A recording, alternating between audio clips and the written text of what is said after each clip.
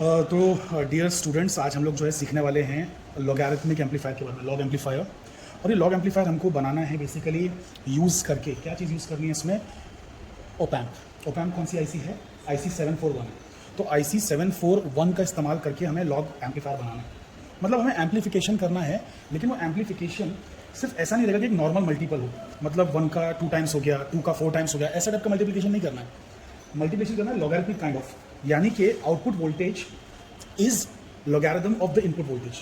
Amplification होगा, voltage बढ़ेगा, but जो इनपुट वोल्टेज का है बेसिकली वैल्यू, उसका जो लॉग है उसको प्रोपोर्शनल है आउटपुट वोल्टेज। तो यहाँ पे आप लोग फॉर्मूला देख सकते हैं कि ये फॉर्मूला आपको दिख रहा है कि देखिए आउटपुट वोल्टेज जो है वो इनपुट वोल्टेज को प्रोपोर्शनल है। आउटपुट वोल्टेज इनपुट वोल्टेज को प्रोपोर्शनल है थ्रू लॉग, मतलब लॉगरिथम ऑफ इनपुट वोल्टेज को प्रोपोर्शनल है। लॉगरिथम ऑफ इनपुट वोल्टेज को प्रोपोर्शनल है आउटपुट वोल्टेज, और आउटपुट वोल्टेज नेगेटिव भी आएगा। आउटपुट वोल्टेज जो है वो नेगेटिव भी आएगा। और रीज़न ये है कि वो यहाँ पर आप जब किरचॉफ्स वोल्टेज लॉ अप्लाई करेंगे ना, तो output will be negative of the diode का voltage, negative of the diode voltage यहाँ पर। तो उस वजह से आपको नेगेटिव चीज़ मिलने वाली है। ये तो काफ़ी सारी थियरी की बात है, थियरी हम लोग ज़्यादा यहाँ पर डिस्कस नहीं करेंगे। हम लोग प्रैक्टिकल करना चाहते हैं और देखना चाहते हैं कि एक्जैक्टली है क्या चीज़ें। तो सर्किट में क्या क्या है मैं वो चीज़ आपको समझा देता हूँ कि सर्किट में कौन सा टर्मिनल क्या कह रहा है, वो हम लोग समझने की कोशिश करते हैं। ठीक है, तो पहला तो ये है कि यहाँ पे आपको एक वेरिएबल पावर सप्लाई लगाना है। तो वेरिएबल पावर सप्लाई मतलब यानी कि जिसको आप चेंज कर सकें, जिसका नॉब से आप उसकी वैल्यू बदल सकें। तो यहाँ पे भले लिखा है 3 से 30 वोल्ट, मतलब बेसिकली 3 से 30 वोल्ट ऐसा कोई सप्लाई होता नहीं मार्केट में, 1 से 30 वोल्ट होता है। ये फिर हो सकता है कि जो जिसको प्रिंट करने दिया था उसने प्रिंटिंग मिस्टेक कर दिया, so it should be 1 to 30 volt या 0 to 30 volt. Basically 0 to 30 volt ज़्यादा बेटर है, 1 भी मैंने गलत बोल दिया, 0 से स्टार्ट होती है ना सारी चीज़ें, तो 0 to 30 वोल्ट। तो वो ये वाली पावर सप्लाई है। तो ये वाली जो पावर सप्लाई है ये 0 से 30 वोल्ट की पावर सप्लाई है। ठीक है, तो ये आपको पावर सप्लाई इस्तेमाल करनी है। अच्छा, उसके अलावा जो ये दूसरी चीज़ दिख रही है आपको यहाँ पे 3 टर्मिनल डिवाइस है, इसका नाम रियोस्टैट है। इसमें 2 फिक्स्ड टर्मिनल्स होते हैं, 2 फिक्स्ड टर्मिनल्स, और एक होता है फ्लोटिंग टर्मिनल होता है। तो रियोस्टैट ये चीज़ है, ये चीज़ रियोस्टैट है। इसको अगर आप ध्यान से देखेंगे तो इसमें ये जो 2 टर्मिनल्स हैं ना, इनको हम फिक्स्ड टर्मिनल्स कहते हैं। फिक्स्ड टर्मिनल्स, ये फिक्स्ड टर्मिनल्स हैं। और ये जो है ना बेसिकली एक फ्लोटिंग टर्मिनल है, ये फ्लोटिंग टर्मिनल है। तो इसको यहाँ पे हम अटैच कर सकते हैं वायर, तो दैट्स अ फ्लोटिंग टर्मिनल। मतलब हम इसको ना चला सकते हैं ना, इसको हम यहाँ से वहाँ ऐसा सरका सकते हैं। तो जब हम इस चीज़ को सरकाएंगे, ठीक है, तो क्या होगा ना कि ये एक वोल्टेज डिवाइडर का काम करेगा, और जितना हमको वोल्टेज चाहिए वो उतना वोल्टेज लेगा। यानी कि आपने बैटरी से यहाँ पे अगर 10 वोल्ट भी दिया है, बैटरी से अगर आपने यहाँ पे पावर सप्लाई में 10 वोल्ट भी दिया है, तो 10 वोल्ट यहाँ से यहाँ के बीच में है, यहाँ से यहाँ के बीच में। लेकिन जब मैं इसे चलाऊंगा ना, तो ये आपका 0 से लेकर 10 के बीच में वेरी करेगा। मतलब मैं वहाँ पे 10 फिक्स कर दूँ, वहाँ पे 10 फिक्स, तो यहाँ पर ना इसकी मदद से मैं वेरी कर सकता हूँ। वैसे वेरी इससे भी कर सकते हैं, यहाँ पे भी नॉब तो दिया ही है ना, नॉब तो है इसका, तो इसके नॉब की मदद से आप वेरी तो कर ही सकते हैं, लेकिन इससे थोड़ा सा और फाइन एडजस्टमेंट हो जाता है, इससे चीज़ें और आसानी से कंट्रोल हो जाती हैं। ठीक है, तो ये पूरा एक तरीके का रेजिस्टेंस, इसमें वाइंडिंग्स है काफ़ी सारी। ठीक है, तो जिस वाइंडिंग को ये छूता है, तो वहाँ से वहाँ तक का मतलब जो है बेसिकली वोल्टेज वो आपके सर्किट के क्रॉस आ जाता है ना, आपके सर्किट उसके क्रॉस आ जाता है। तो ये होगा आपका रियोस्टैट 3 टर्मिनल डिवाइस। तो इसके 2 फिक्स्ड टर्मिनल्स हैं, 2 फिक्स्ड टर्मिनल्स हैं, और एक फ्लोटिंग टर्मिनल है, एरो से जो बना फ्लोटिंग टर्मिनल। तो वो एरो वाला जो टर्मिनल है वो ये है, वो एरो वाला टर्मिनल ये है। अगर मैं इसको नंबरिंग देना चाहूँ, सपोज मैं कहना चाहूँ इसको, अगर मैं इसको ऐसा कुछ 1 2 3 कहना चाहता हूँ ना, 1 2 3, तो ये 1 होगा इधर वाला, ये 1 होगा, वो 2 होगा, और 3 होगा, 2 और 3 आजू बाजू में। ठीक है, अगर मैं ऐसा 1 2 3 कहूँ, 1 2 3, तो बेसिकली ये 1 होगा, ये 2 होगा, और ये 3 होगा, है ना, समझ पा रहे हैं? चलिए, तो ये तो हो गया। तो अब आपको क्या करना है कि आपकी जो पावर सप्लाई है वहाँ से आपको वायर्स निकालना है और रियोस्टैट के 2 फिक्स्ड टर्मिनल्स में लगा देना। तो आपकी पावर सप्लाई निकलेगी। ठीक है, ये पावर सप्लाई के 2 वायर्स निकलेंगे, 2 वायर्स चुपचाप आपको डायरेक्टली इधर और इधर लगा देना है। ठीक है, तो इधर पॉजिटिव वाला लगाना, प्लस वाला, और इधर माइनस वाला लगाना, है ना, इधर प्लस वाला लगाना, इधर माइनस वाला। वैसे ये चीज़ की कोई पोलैरिटी नहीं होती है, ये तो सिर्फ एक नॉर्मल सा एक पैसिव डिवाइस है, इसमें कोई पोलैरिटी नहीं है। तो ऐसे कुछ खास फर्क नहीं पड़ेगा, यहाँ से वहाँ लगाएंगे। लेकिन ऐसा हो जाएगा कि अगर मतलब 0 से 10 यहाँ वेरी हो रहा था, तो उसके उल्टा कुछ वेरी होने लगेगा यहाँ से वहाँ। तो इसको आप है ना एज अ पोलर डिवाइस ही ट्रीट कीजिए, और अब यहाँ पर क्या करिए कि यहाँ पे मतलब जो है प्लस कनेक्ट कीजिए और यहाँ पे माइनस कनेक्ट कीजिए, है ना, क्योंकि 2 और 3 मैंने इसको बोला है ना, तो 2 और 3, तो मतलब यानी कि इस वाले में माइनस आना चाहिए ना, नीचे आना चाहिए, ग्राउंडेड है ना, इस पर ग्राउंड होना चाहिए। 2 और 3 बोला है ना, 2 और 3, ओके, और इसका प्लस वाला लगाइए, 1 वाला, है ना, जो 1 मैंने बोला है उसको प्लस लगाइए। चलिए, अब जो 2 है इसका, 2 मतलब कौन सा? फ्लोटिंग वाला। ये जो फ्लोटिंग वाला है यहाँ से निकाल के आपको लगाना है सर्किट के अंदर। वो सर्किट कहाँ पर मैं आपको दिखाता हूँ, पॉज करिए। ओके, तो बेसिकली अभी जो सर्किट है, ये सर्किट हम लोग इसके अकॉर्डिंग चेक करते हैं। ठीक है, तो मैंने क्या कहा था कि जो फ्लोटिंग टर्मिनल है, फ्लोटिंग टर्मिनल से आपको इनपुट मतलब यानी कि प्रोवाइड करना है ना, इनपुट प्रोवाइड करना है इस आईसी में थ्रू अ रेजिस्टेंस। ठीक है, तो बेसिकली वो टर्मिनल यहाँ पर है, ये वाला वो टर्मिनल है। तो आप क्या करेंगे कि जो आपका जो रियोस्टैट का जो फ्लोटिंग वाला है, यहाँ से आप वायर लेके जाएंगे और यहाँ पे लगेंगे इनपुट में। ये दोनों आपस में कनेक्टेड है, हमने खाली एक्स्ट्रा टर्मिनल्स दे दी हैं, आप चाहें तो कोई एक भी यूज़ कर सकते, कोई भी एक। फिर यहाँ से ऑटोमेटिकली देखिए यहाँ पे हमने क्या कनेक्ट किया था, पहले से कनेक्ट करता था क्या चीज़, रेजिस्टेंस। यहाँ पे आपको रेजिस्टेंस नजर आ रहा होगा, है ना। सो ये जो रेजिस्टेंस यहाँ पे आर दिया हुआ है वो आर ऑलरेडी यहाँ कनेक्टेड है, ठीक है। उसके बाद में ये रेजिस्टेंस और डायोड आपस में कनेक्टेड है। देखिए रेजिस्टेंस और डायोड आपस में कनेक्टेड है, रेजिस्टेंस एंड डायोड आपस में कनेक्टेड है। तो बेसिकली यहाँ से देखिए रेजिस्टेंस और डायोड आपस में कनेक्टेड है, रेजिस्टेंस और डायोड कनेक्टेड है। ध्यान से देखिए ये रेजिस्टेंस और डायोड है ना, रेजिस्टेंस और डायोड आपस में कनेक्टेड है। तो डायोड जो होती है, डायोड उसमें जो ये ग्रे पार्ट होता है ना, ग्रे वाला बैंड, तो ये जो ग्रे बैंड होता है बेसिकली वो ग्रे बैंड एक्चुअल में नेगेटिव होता है ना। तो डायोड का ये एंड नेगेटिव है और ये एंड पॉजिटिव है, ये पॉजिटिव एंड है। तो देखिए यहाँ पर डायोड का जो पॉजिटिव वाला एंड है, पॉजिटिव वाला एंड वो रेजिस्टेंस के साथ कनेक्टेड है कॉमन, और फिर वहाँ से वो 2 को कनेक्टेड है। तो वो हमने कनेक्शन इंटरनली वो हमने कनेक्शन कर रखा है यहाँ पे, इन दोनों का जो कॉमन एंड है वो 2 में कनेक्ट कर रखा है। अच्छा यहाँ पे अगर आप देखेंगे तो 3 ग्राउंडेड है ना, 3 को हमने ग्राउंड में, तो वो कनेक्शन भी हमने 3 को ग्राउंड में डायरेक्टली कनेक्ट करके पहले से ही रखा हुआ है, 3 को हमने ग्राउंड में पहले से ही कनेक्ट करके रखा हुआ है, ओके। एंड उसके आगे क्या है, देखिए ये क्या होता है, ये वाला टर्मिनल क्या होता है, बेसिकली ये चीज़ जो होती है वो आपका 7 होता है, ये सॉरी हाँ 7 होता है जो कि प्लस VCC होता है, और ये 4 होता है जो कि माइनस VCC होता है ना, ये ठीक है। तो ये जो पावर सप्लाई हमको यहाँ पे लगाना है, ड्यूअल पावर सप्लाई की ज़रूरत है हमें। तो ड्यूअल पावर सप्लाई ये है, देखिए ये ड्यूअल पावर सप्लाई है। तो ओपैम्प जो है बहुत इजीली काम कर सकता है 24 वोल्ट में। तो यहाँ पे +12 से -12 आपको दिया हुआ है, यहाँ पे 3 टर्मिनल्स आपको दिख रहे हैं। तो प्लस वाला आप लेके कहाँ लगाएंगे, इधर के +7 में लगाएंगे, और माइनस वाला लेके आप इधर के माइनस में, मतलब यानी कि 4 में लगाएंगे, ठीक है, 4 में लगाएंगे। और ये जो है ना बीच वाला, ये आपको ग्राउंड में लगाना है। तो ग्राउंड ये 3 है, 3 में से कोई एक ग्राउंड में ये चीज़ आप लगा सकते हैं, ठीक है। आपको समझ में आया, समझ पा रहे हैं पूरी चीज़। तो ये आपको समझ में आ गया कि ये चीज़ जो है लगेगी माइनस में लगेगी, ये चीज़ जो है वो प्लस में लगेगी। देखिए ये माइनस में लगेगा, ये प्लस में लगेगा, और ये ग्राउंड में लगेगा, ठीक है। यहाँ पे हम आउटपुट देखेंगे। अब आउटपुट देखने के लिए हमको कौन सा डिवाइस चाहिए होता है, तो हमें चाहिए होता है एक मल्टीमीटर, है ना। मल्टीमीटर ले सकते हैं या फिर आप वोल्ट मीटर भी ले सकते हैं, डिजिटल वोल्ट मीटर। तो हम डिजिटल वोल्ट मीटर को इन 2 टर्मिनल्स के अक्रॉस कनेक्ट कर देंगे, इन 2 टर्मिनल्स के अक्रॉस वोल्ट मीटर उठाएंगे, यहाँ लगा देंगे। वैसे ही इनपुट का वोल्टेज भी हमें ट्रैक करना है कि हम कितना इनपुट वोल्टेज दे रहे हैं, क्योंकि हम जब चीज़ें यहाँ से एडजस्ट करेंगे, यहाँ से, तो जाहिर सी बात है कि वोल्टेज कहीं ना कहीं देखना होगा। ये तो डिजिटल है नहीं, तो यहाँ पे देखेंगे, ठीक है, यहाँ पे देखेंगे, ओके। तो यहाँ पे देखने के लिए इसके जो 2 वायर्स हैं कहाँ लगाएंगे, यहाँ लगा देंगे, या तो यहाँ लगा दीजिए या यहाँ लगा दीजिए, आपकी मर्जी। तो मैं यहाँ लगा दूंगा, क्यों, क्योंकि मैंने ये वाला टर्मिनल ऑलरेडी इसको कनेक्ट यहाँ से कर दिया, तो ठीक है, मतलब एक जगह ज़्यादा क्राउडेड ना हो जाए, है ना, एक जगह ज़्यादा क्राउडेड ना हो जाए, इसलिए आपको क्या करना है कि यहाँ से टर्मिनल आपने यहाँ लगा दिया, और ये दोनों आप इस्तेमाल कर लेंगे वोल्ट मीटर के लिए। तो कनेक्शन बस इतना सही है, कनेक्शन में कुछ भी नहीं है। और फिर क्या है कि इतना वोल्टेजेस जो दिए हुए हैं यहाँ पे, ये एडजस्ट कर दीजिए, ये वैल्यूज़ एडजस्ट करेंगे, ठीक है। और यहाँ पे आउटपुट लिखेंगे, जो भी दिखाई देगा आपको आउटपुट। तो यहाँ पे इनपुट है, ठीक है, और यहाँ पे आउटपुट है, इनपुट और आउटपुट, दैट्स इट। तो इतना सिंपल सा है। तो आइए रियोस्टैट की मदद से अब लोग इनपुट वेरी करेंगे। तो आइए हम लोग क्या करते हैं ना कि कनेक्शंस कर लेते हैं, ठीक है, स्टॉप करिए, ओके फाइन। तो बेसिकली ये जो हमारा पावर सप्लाई है, ये पावर सप्लाई के जो 2 टर्मिनल्स थे प्लस और माइनस वाले, है ना, प्लस वाला वो मैंने इधर 1 को कनेक्ट किया, इधर 6 टर्मिनल को कनेक्ट किया है, और जो माइनस वाला टर्मिनल है ये इसको मैंने 3 को कनेक्ट किया, 3 मतलब ये जो दूसरा फिक्स टर्मिनल है उसको कनेक्ट किया, ठीक है। तो माइनस वाला इधर कनेक्ट किया और प्लस वाला इधर। तो ये सबसे ईजी कनेक्शन है कि प्लस माइनस लेके आपको प्लस और माइनस इधर लगा देना। उसके बाद में क्या करना है कि जो माइनस वाला है ना, इसका माइनस वाला रियोस्टैट का जो माइनस वाला है वो आपको लेके ग्राउंड में भी लगाना है। इसे लगाना मत भूलिए, इसको लगाना मत भूलिए। हम चाहते हैं कि ये जो बैटरी का जो ये ग्राउंड पोटेंशियल है वो बेसिकली मैच करे इसके ग्राउंड के पोटेंशियल से, वरना वोल्टेजेस फ्लोट करते हैं, चलिए एनीवे। तो क्या है कि ये जो माइनस हमने यहाँ पे लगाया रियोस्टैट में, वही माइनस लेके हमको इधर भी लगाना है, इस बात का आप खास ध्यान रखें। अब मैं क्या करता हूँ ना कि आपको यहाँ पे भी सर्किट में दिखाता हूँ ताकि आपको समझ में आए कि मैंने एक्चुअली क्या किया। तो मैंने जो वेरिएबल पावर सप्लाई है यहाँ से ऐसे उठाया, और मतलब 2 वायर्स और रियोस्टैट के दोनों फिक्स में लगा दिया। और जो थर्ड वाला था, जो नेगेटिव वाला था, उसको मैंने ग्राउंड से भी कनेक्ट किया है, कॉमन ग्राउंड से, सभी के कॉमन ग्राउंड से।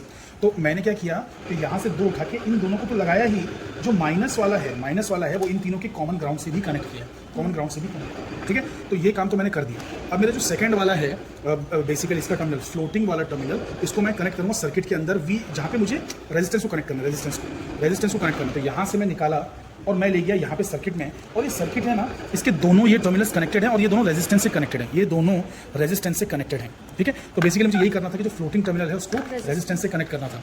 अब रेजिस्टेंस का जो अगला एंड है, रेजिस्टेंस का अगला एंड वो डायोड से कनेक्टेड है, ठीक है। तो रेजिस्टेंस का अगला एंड आप यहाँ पे देख सकते हैं बहुत ईजिली कि रेजिस्टेंस का जो अगला एंड है, ये वाला एंड है, वो डायोड से कनेक्टेड है। अच्छा, अब आप बोलेंगे सर ये कनेक्टेड है कि नहीं, हमें कैसे पता चलेगा? तो मैं क्या करता हूँ ना कि आपको यहाँ से दिखाता हूँ इस चीज़ की मदद से। देखिए मैं इसको ऑन कर रहा हूँ मल्टीमीटर को, और मल्टीमीटर को ऑन करने के बाद बेसिकली मैं यहाँ पे आपको कनेक्शन दिखा देता हूँ। देखिए जैसे कि मैंने कहा कि ये चीज़ को मुझे ये चीज़ को कनेक्ट करना था, किससे, रेजिस्टेंस से कनेक्ट करना था। तो देख लेता हूँ कि रेजिस्टेंस के पैर से वो कनेक्टेड है कि नहीं। यहाँ पे टच करता हूँ और यहाँ टच करता हूँ, आवाज़ आ रही है? हाँ, आ रही है ना, आवाज़ आप सुन सकते हैं। तो आवाज़ जो आ रही है बेसिकली इससे कनेक्टिविटी का पता चलता है। अब दूसरा जो रेजिस्टेंस का जो दूसरा पैर है वो डायोड से कनेक्टेड है कि नहीं, वो मुझे चेक करना है ना। तो आवाज़ बिल्कुल आ रही है, तो आवाज़ आ रही है, तो इसका मतलब यानी कि ये दोनों आपस में कनेक्टेड हैं। अच्छा, ये दोनों का जो कॉमन है, रेजिस्टेंस और डायोड का जो कॉमन है वो IC 741 ओपैम्प के 2 से कनेक्टेड होना चाहिए। ये दोनों का कॉमन जो है बेसिकली वो कॉमन पॉइंट IC 741 जो है, IC 741 इसके 2 से कनेक्ट होना चाहिए, पिन नंबर 2 से। तो पिन नंबर 2 जो है वो इन्वर्टिंग टर्मिनल है, उससे देखिए कनेक्टेड है कि नहीं। देखिए ये आप IC को ध्यान से अगर देखेंगे तो इस IC में यहाँ पर एक नॉच बना हुआ है, देयर इज अ नॉच, एक स्मॉल नॉच है। तो स्मॉल नॉच के पास से वो काउंटिंग स्टार्ट करना होती है। तो वो 1 पिन है और ये पिन नंबर 2, इसके बाजू वाला पिन नंबर 2 है। तो पिन नंबर 2 से वो कॉमन कनेक्टेड है कि नहीं मैं चेक कर लेता हूँ। तो मैंने 2 पे टच किया और मैं यहाँ पे टच कर रहा हूँ,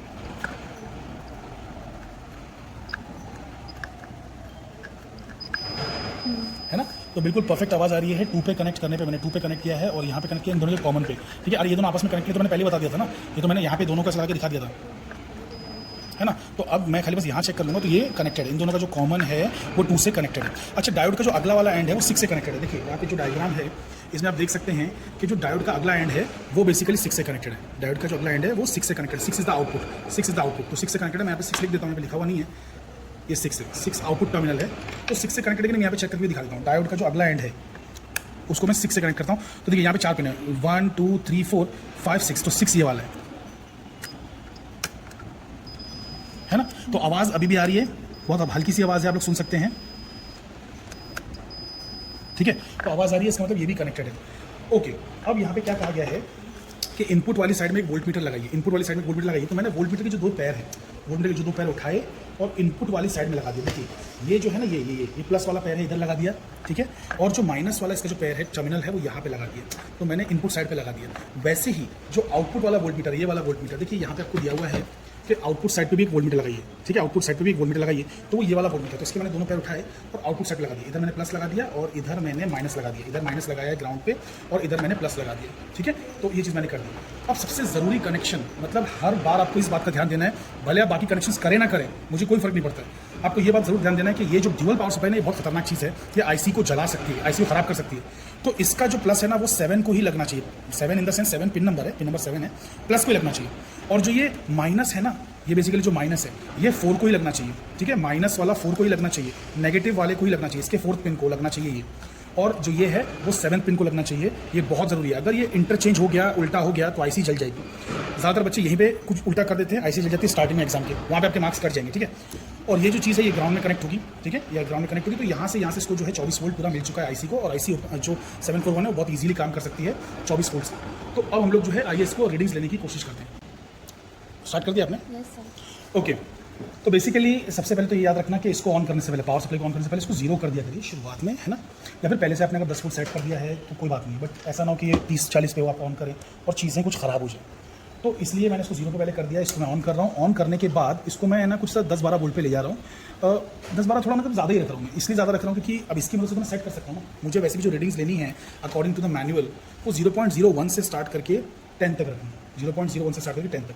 अच्छा, कभी कभार ऐसा होगा कि 0.01 इतनी बड़ी रेंज में एडजस्ट करना, मतलब ये जो इतनी बड़ी रेंज है इसमें 0.01 एडजस्ट करना थोड़ा मुश्किल हो सकता है। तो मैं कभी बार इसकी मदद लेके उसको सेट कर सकता हूँ, इसकी मदद लेके भी उसको सेट कर सकता हूँ। बस मुझे ना इवेंचुअली इसमें 0.01 दिखना चाहिए, दैट्स माय मेन कंसर्न। तो मैं इसका डायल यूज़ करूँ चाहे ये फ्लोटिंग टर्मिनल यूज़ करूँ, उससे कोई फर्क नहीं पड़ना चाहिए, यहाँ पे 0.01 आना चाहिए, ठीक है। तो मैं इससे पहले इसको डिक्रीज करने की कोशिश करता हूँ।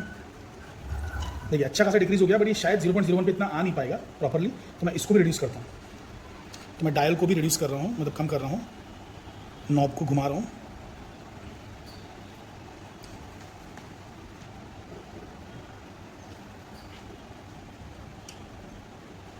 देखिए 0.01 मेरी जो है इनपुट की जो वैल्यू मुझे चाहिए थी वो आ चुकी है। इनपुट वोल्टेज 0.01 आ चुका है। अब यहाँ पर ये तो लॉग वाला सेक्शन है, इसको तो आपको कैलकुलेटर से भरना है। ये आउटपुट वाला सेक्शन है ना, आउटपुट वाला कॉलम है। तो आउटपुट में मुझे देखिए यहाँ पे क्या दिखाई दे रहा है, इट इज़ एक सेकंड, वो ऑन नहीं किया मैंने, I am sorry that's why output is not coming. So ये मैंने ऑन कर दिया, इसी भी ऑन कर दिया ड्यूअल पावर सप्लाई को। तो अब मुझे देखिए आउटपुट आ रहा है। सो आउटपुट कितना आ रहा है मुझे, आउटपुट इज -0.50, एक सेकंड, इट्स चेंजिंग और व्हाट, 500 50 कभी 498 हो रहा है, कभी 503 हो रहा है. So I'm just taking an average of it because it's not stopping at any point. Let me just move away my manual and let's check. Let's wait for some time. It is very small value, that's what's fluctuating a lot. तो जब छोटी values होती हैं तब ज़्यादा fluctuate करता है, बड़े होने पे इतना फ्लक्चुएट नहीं करेगा वो. Okay, we'll see. Don't worry about it. So let's go for the next reading, which is 0.02. So let me increase this a little bit. So yeah, I pull this towards me. इसको मैं अपनी तरफ खींच रहा हूँ. Then it's showing me 0.02. Oh, sorry. Yeah. Come on. Become stable. You're right. So now it's 0.02. है ना, तो 0.02 गया. And यहाँ पे you can see it's minus 544 है ना, minus 0.544. That means my first reading is wrong, I guess. It seems so. No, it should increase. That's right. चलो ये हो गया. उसके बाद let's go to 0.05. Next reading 0.05. So according to the manual, it should be 0.05 का input. So yeah, output. Yeah, it's perfect. The readings are perfect. 544 के बाद अब now I'm getting like 0.571 or 575. Yeah, it's fluctuating. Let's go to now 0.10. तो 0.10 पे जाते हैं. 0.10. तो 0.10 पे या जस्ट ऑलमोस्ट पहुंच गया हूँ मैं. कम ऑन, 0.10 पे आ गया. तो रीडिंग आ रही -6.04 -0.604 सॉरी 0.604. अगली जो रीडिंग है वो 0.20 की है. 0.20 की.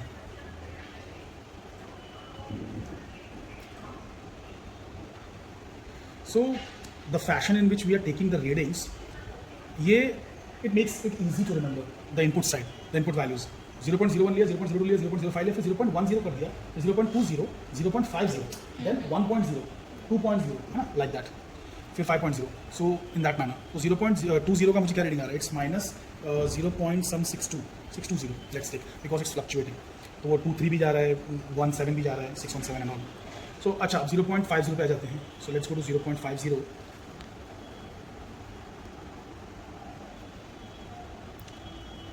तो देखिए 0.50 पहुँचने में थोड़ा दिक्कत हो रही है, तो यहाँ से मैं थोड़ा सा इसको डायल को भी जो है घुमा देता हूँ, या यहाँ से कम कर देता हूँ फ्लोटिंग से.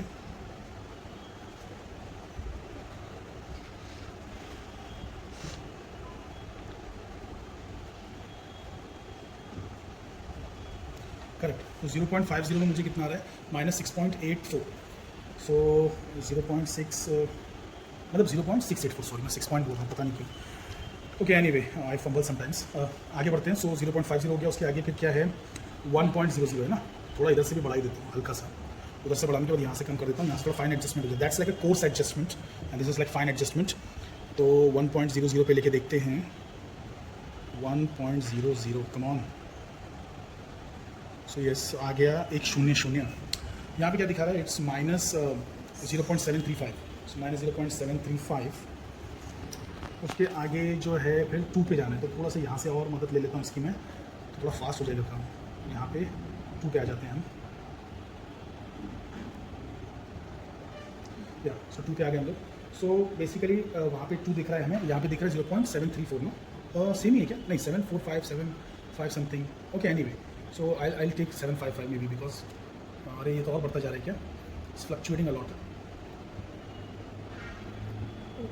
It's somewhere around 0.770 I guess. अब ये और बढ़ गया. It became now 783 778. I think ये जो है ना, मैंने जो 2 वोल्ट वाला लिया है ना, 3 डिजिट्स में ले रहा हूँ ना. अगर इसके बदले अगर मैंने इसको ना 20 के रेंज पे रखा होता है, तो 2 डिजिट्स लिए होते हैं ना, तो इतना फ्लक्चुएशन नजर नहीं आता. बस फ्लक्चुएशन लास्ट डिजिट में बहुत ज़्यादा हो रहा है. और वैसे भी ये स्केल बहुत सेंसिटिव होता है, तो 2 बार ये कम सेंसिटिव. यहाँ पे रीडिंग इतनी फ्लक्चुएट नहीं होती. Let me just check. या यहाँ पे फ्लक्चुएशन देखिए काफ़ी कम दिख रहा है ना. तो ये मुझे करना चाहिए था, बट एनी जब ले लिया तो कुछ कर नहीं सकते. अब एक ही स्केल पे बने रहो जो स्केल पे लिया है. तो it's minus 0. Let me just wait for some time. उसी स्केल चेंज होने पर भी I got a reading which is less than the previous reading. तो should not happen. For the linearity of graph it's not correct, because यहाँ पर जो है diagram में जो ग्राफ है, मतलब यहाँ पे पैनल में, इट्स वेरी लीनियर है ना. सो लीनियर ग्राफ आना चाहिए. सो उस हिसाब से now it's increasing. So I have to wait for some time, it seems. I don't know why this kind of behavior is being displayed by this IC. It was not being displayed in the morning when I tried this with 2 digits. But with 3 digits, there's a lot of fluctuation. So in the exam, I would recommend that you do मतलब 2 digits वाले खाली after the decimal places. So 20 पे रख के इसको ये करो. देखो ना, यहाँ पे अभी बढ़ता ही चला जा रहा है. मतलब there is no upper bound where it's getting stopped. सो ये ऊपर इसकी रीडिंग्स आती जा रही है. I don't know if I wait for some more time it will be stable और not. It has fallen down. Yes, it's decreasing. So this kind of behavior we must inspect this kind of behavior maybe in future कि actually क्या हो रहा Pause. है. Okay, तो मैंने जो input है वो 5 पे एडजस्ट किया.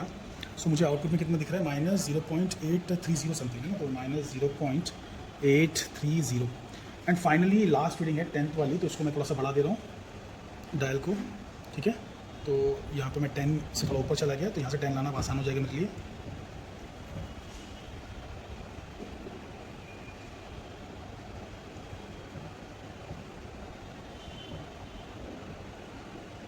After prolong use this has become very jam, मतलब बेसिकली इसको घुमाना भी थोड़ा मुश्किल हो रहा है.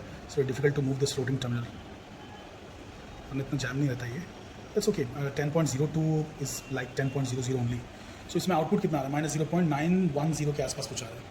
इट हैज़ बिकम, हाँ करेक्ट, फ्लक्चुएशंस काफ़ी ज़्यादा है, तो -0.910 के आसपास. ठीक है, तो ये हो गई हमारी रीडिंग्स. दिखाई रीडिंग्स को क्लोजअप लीजिए.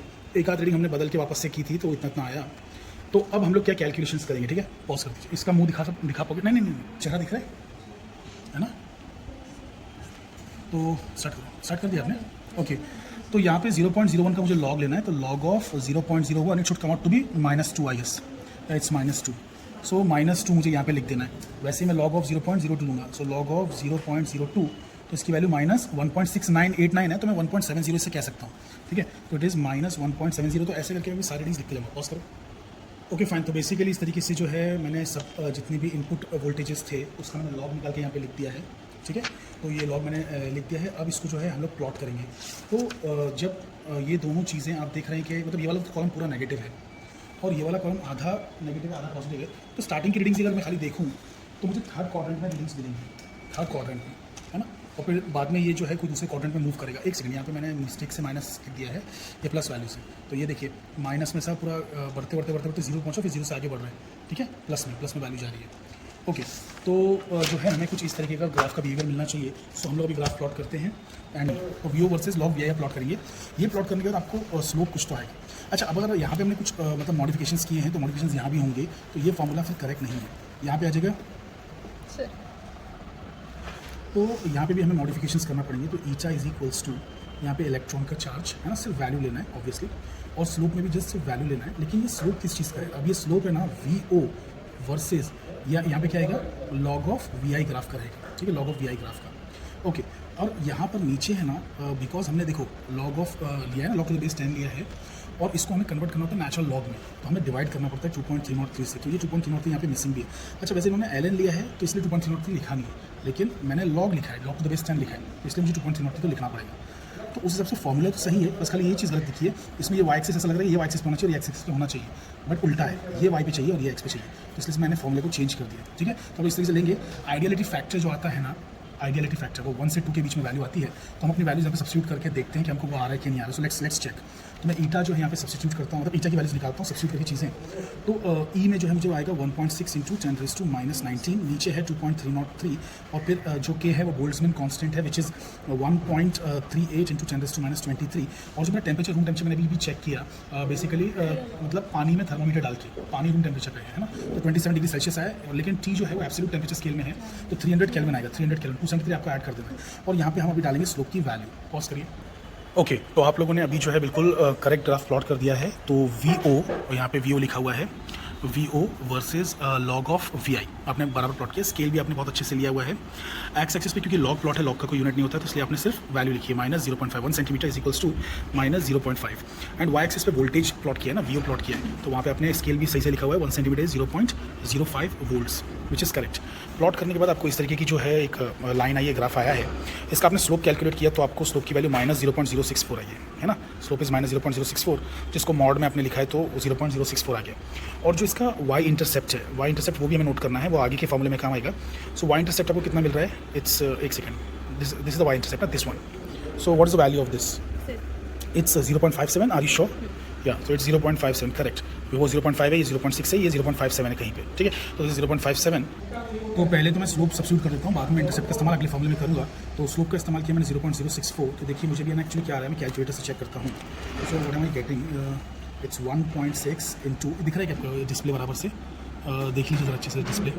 या सो इट्स वन, एक सेकेंड जस्ट अ मोमेंट, इसको ब्राइटनेस लॉक कर देता हूँ मैं। हाँ करेक्ट, यहाँ पे ब्राइटनेस लॉक करना थी। चलिए सर थोड़ा बहुत तो दिख ही रहा है। 1.6 इंटू 10 जो है सॉरी 10 रेज टू, एक सेकेंड आप मुझे ना ये वाला टाइप दीजिए, ये वाला मैं डायरेक्टली अच्छे से नहीं चाहिए। ये देखिए 1.6 इंटू 10 रेज टू -19, ठीक है। ये मैंने लिया, इसको मल्टीप्लाई करूँगा 0.064 से, क्योंकि सेकंड चीज़ यही है ना, इससे मल्टीप्लाई करूँगा, डिवाइड करूँगा मैं इस चीज़ को, बेसिकली ब्रैकेट ले लेता हूँ, तो 2.303 मल्टीप्लाइड बाई 1.38 मल्टीप्लाइड बाई 300, और वो 10 रेज टू -23 वाली जो पावर है वो -23 वाली पावर है, ब्रैकेट क्लोज। तो ये मुझे आ रहा है 1.074। सो मुझे जो आ रहा है इट इज़ 1.074 आ रहा है ईटा की value, which is very good. Ideality factor should be 1 is the precise value. Normally आता नहीं इतना नज़दीक, आई थिंक 5 लोग भी शायद आया होगा, बट एनीवे 1 से 2 के बीच में इनको वैल्यू आना चाहिए इन जनरल, और आती है 1 से 2 के बीच में आती है, 1.5 1.7 सबसे वैल्यू आती है। चलिए एनीवे, तो ये तो चीज़ हो गई। तो आइडियली फैक्टर इसका हमको मिल गया है विच इज़ 1.074। अब हम लोग बात करते हैं रिवर्स सैचुरेशन करंट की कैलकुलेशन की। तो रिवर्स सैचुरेशन करंट की कैलकुलेशन जो है, इसमें हमको ये फॉर्मूले को थोड़ा सा वापस से मॉडिफाई करना पड़ेगा। So it will be IS is equals to E raise to, E मतलब एक एंटी लॉग या फिर एक्सपोनेंशियल है, ठीक है। So E raise to it is intercept मतलब Y intercept, basically Y intercept on VO versus log of VI graph, ठीक है। तो इसका इंटरसेप्ट लेना है और डिवाइड करना है इसको R की वजह से। जो हमने R चुना था ना, मतलब हमारा जो सबसे मेन जो रेजिस्टेंस है R जो हमने चुना है सर्किट के अंदर, तो वो कितना है 10 किलो ओम्स का है, 10,000 ओम्स का है वो, तो वो सब्स्टिट्यूट करना है। तो ई रेज टू जो हमें इंटरसेप्ट है, इंटरसेप्ट कितना करना है -0.7 -5.7। हाँ तो यस माइनस कितना आप बता रहे हैं 5.7। अरे किधर गया ग्राफ ही दिखा दो मुझे। हाँ देखो माइनस में 0.57, 5.7 नहीं है 0.57, ओके। ठीक है, सॉरी एक्चुअली एक मिस्टेक हो गई, ये वाई इंटरसेप्ट नहीं आएगा, obviously it should be x intercept. यहाँ पे एक्स इंटरसेप्ट लेना है हमको। अब उसके पीछे की वजह क्या है कि एक्स इंटरसेप्ट ले रहे हैं हम लोग। देखिए बेसिकली करंट का जो है डायमेंशंस वो क्या होता है, वोल्टेज अपॉन रेजिस्टेंस होता है। तो यहाँ पे हम लोग नीचे रेजिस्टेंस तो लिखा है, लेकिन यहाँ पर ऊपर एक्सपोनेंशियल लिखा है, एक्सपोनेंशियल। तो एक्सपोनेंशियल एक डायमेंशनलेस चीज़ है, तो यहाँ पर भी डायमेंशनलेस चीज़ होना चाहिए, जो कि है लॉग ऑफ VI, मतलब लॉग में कुछ होना चाहिए, मतलब आर यू अंडरस्टैंडिंग। लॉग वाला जो चीज़ है ना, लॉग वाली चीज़ एक्सपोनेंशियल में होना चाहिए, तभी जाके वो डायमेंशनलेस बने। मतलब अब ये देखो एंटी लॉग और लॉग कैंसिल करेगा, फिर डायमेंशनल VI आ जाएगा। अरे देखो ना कभी भी क्या होता है, ये एंटी लॉग है और ये लॉग है, कैंसिल होकर VI आ जाएगा, मतलब जो हमने प्लॉट किया। सो VI बाई R इस तरीके से आ जाएगा। Are you understanding it? I hope कि मतलब एक आइडिया मिल रहा है आपको। यहाँ पे मैं मैथ्स बराबर बोल नहीं पाया, बट सिंपल सी बात है कि एक्सपोनेंशियल का मतलब एंटी लॉग, तो यहाँ पे लॉग वाला पार्ट होना चाहिए। तो लॉग वाला पार्ट मतलब जो है एक्स एक्सिस पे, वाई एक्सिस पे नहीं है। हमारा जो ग्राफ हमने बनाया है उसको अगर आप ध्यान से देखेंगे तो ये देखो वाई एक्सिस पे तो सिर्फ V0 है ना, और एक्स एक्सिस पे क्या है लॉग VI। तो हमें एक्स इंटरसेप्ट लेना होगा, लॉग वाला पार्ट लेना होगा हमें। तो हमने ना ये गलत इंटरसेप्ट लिया है, ठीक है। तो आप लोगों ने ये इंटरसेप्ट गलत प्लॉट किया, मैं इसको एक काम करता हूँ, उसको एक्सटेंड करता हूँ। ये इंटरसेप्ट आपको नहीं चुना है, वाई इंटरसेप्ट आपको एक्स इंटरसेप्ट लेना है। मैं इसको आगे ले जाता हूँ, ये थोड़ा सा ऐसा लग रहा है कि शायद ग्राफ के बाहर जाएगा, नहीं ऑलमोस्ट आ गया। यस, तो यहाँ से मैं जो है एक्सटेंड करता हूँ लाइन को, तो मेरा एक्स इंटरसेप्ट जो है देखिए कहाँ तक जा रहा है, ये -3 -4 -5, तो फिर वो -6 होगा। सो -6 दैट इज माई इंटरसेप्ट। तो -6 मुझे इंटरसेप्ट लेना है, सो इंटरसेप्ट -6 है, एक्स इंटरसेप्ट है, ये बात याद रखिएगा। सो एक्स इंटरसेप्ट है on VO versus log of VI graph. तो अब मैं इसको कैलकुलेटर में यूज़ करता हूँ, तो ये एंटी लॉग है बेसिकली। तो मुझे देखिए रिवर्स सैचुरेशन करंट कितना आता है। तो एंटी लॉग कैसे लेते हैं, यहाँ पे शिफ्ट प्रेस करते हैं, उसके बाद में लॉग प्रेस करते हैं, और फिर माइनस आपका जो भी वैल्यू को डाल दो, आप 6 डाल दो वैल्यू, है ना, -6, क्योंकि माइनस में ना नेगेटिव साइड पे है, तो -6। तो आपका कितना आ रहा है 1 × 10⁻⁶ आ रहा है, 1 × 10⁻⁶। अब आप इसको डिवाइड करेंगे, ठीक है, इसको डिवाइड करेंगे, किस चीज़ से डिवाइड करेंगे आप, इसको आप डिवाइड करने वाले हैं 10,000 से। 10,000 था ना रेजिस्टेंस, जो हमारे 10,000 है, रेजिस्टेंस की वैल्यू जो हमारी 10,000, मैंने अभी तो बताया ना, ये कितना है 10,000 ओम्स है ना, 10 किलो ओम्स बोला है ना, 10,000 ओम्स हो गया, ठीक है। तो उसको मैं डिवाइड करूँ 10,000 से, देखिए मुझे आंसर आ रहा है 1 × 10⁻10 में, तो मुझे आंसर आ रहा है 1 × 10⁻10, 1 × 10⁻10 या फिर 10 एक सेकेंड 10 नहीं 0.1 × 10⁻9 एम्पियर, यानी कि 0.1 नैनो एम्पियर हो गया। और नैनो एम्पियर्स में ही रहता है करंट की जो वैल्यू आती है इस डायोड के लिए, रिवर्स सैचुरेशन मतलब जो वैल्यू आती है नैनो एम्पियर्स में आती है। अरुण था, तो आइडियलिटी फैक्टर हमको इतना आ गया, और जो ये है हमारा reverse saturation current, it is in 0.1 nano ampere. I hope कि आपको ये सारी बातें समझ में आई, राइट। तो ये रीडिंग्स आप लोग नोट कर लें, बहुत ही एकदम आइडियल डायोड वाली रीडिंग्स आई हैं। तो देखिए आप लोग भी ट्राई करके और उससे कंपेयर आप कर सकते हैं। रीडिंग्स पे थोड़ा मैं फोकस कर दे रहा हूँ ताकि आप अच्छे से देख पाएँ।